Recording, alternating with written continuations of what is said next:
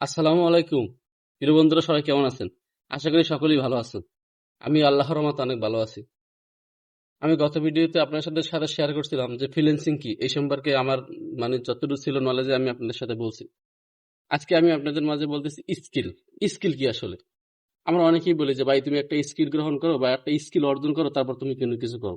আসলে কিন্তু কথাটা বাস্তব। আপনি যাই যে করেন, হোক অনলাইনে হোক অফলাইনে, আপনাকে কিন্তু একটা স্কিল অর্জন করতে হবে এবং কি প্রপারলি ভাবে।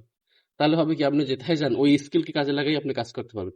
অনেকে বল স্কিলটা কি? আসলে স্কিল হচ্ছে একটা দক্ষতা। মানে আপনি একটা কিছুর উপর একটা দক্ষতা অর্জন করবেন, তাহলে আপনি সাকসেস হতে পারবেন। আমি যদি একটু কথা বলি, সাপোজ ধরেন আপনার হাতের মোবাইলে হঠাৎ করে মাউথ স্পিকারটি চলে গেছে। এখন নিশ্চয়ই মোবাইলের মাউথ স্পিকারটি আপনার পরিবর্তন করতে হবে।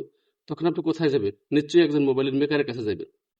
আপনি যে মোবাইলের মেকারের কাছে যাবেন, উনি কিন্তু ওই মোবাইল সম্পর্কে একজন স্কিল পার্সন ব্যক্তি। যদি স্কিল না থাকতো তাহলে উনি মোবাইল সারাতে পারতো না। তখন তার কাছে যাবেন, সে আপনাকে 200 টাকা বা 150 টাকা বা 300 টাকার বিনিময়ে আপনার মোবাইলটা সারিয়ে দেবে। এটাই হচ্ছে স্কিল। প্রপারলি ভাবে এটাই স্কিল।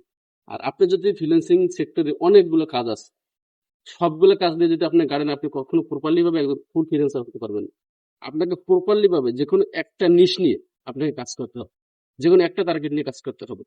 হোক সেটা ফেসবুক মার্কেটিং, হোক ইউটিউব মার্কেটিং, হোক পিন্টারেস্ট মার্কেটিং, যাই হোক, আপনাকে যেকোনো একটার ভিতরে সুন্দরভাবে প্রপারলি ভাবে আপনাকে নলেজ গ্রহণ করতে হবে। তাহলেই আপনি একজন ফুল ফ্রিল্যান্সার হতে পারবেন।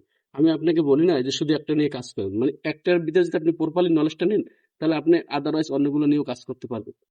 যাই হোক, আমি স্কিল সম্পর্কে আমার নলেজ যতটুকু ছিল আমি আপনাদের বলছি।